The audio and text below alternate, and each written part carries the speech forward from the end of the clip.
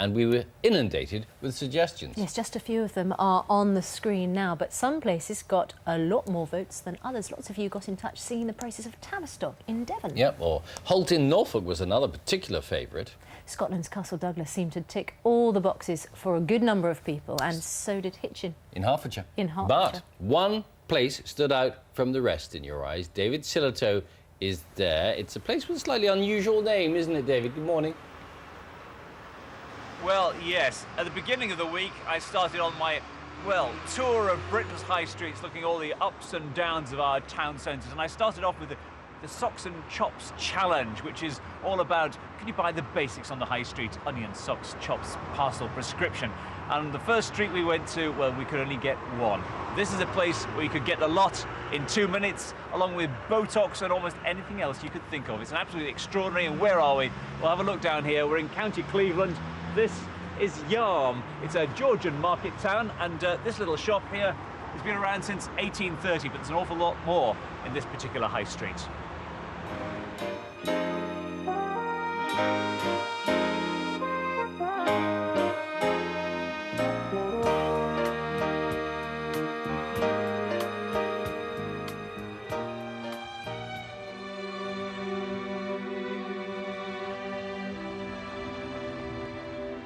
So Peter can provide the socks, David the chops, then there's Jim the barber, Sandra the florist, and on and on. This is a very traditional high street of local businesses. There is absolutely everything. There's an electrical goods shop, a fishmonger's, there's still even a greengrocer, even though there's a supermarket here. And this is, well, it's a medispa, sort of a beauty salon with added medical treatments. Christina, you work here, and climb up here for a second. There is everything on the high street, isn't there? There is, yes. It's one of the most up-and-coming towns, I think, in the northeast. There's a florist, isn't there? There's florists. There are 2 or 3 florists. And a butcher as well as a supermarket? We've got butchers, we have the supermarket, we have everything, a combination of everything, and everything works well together.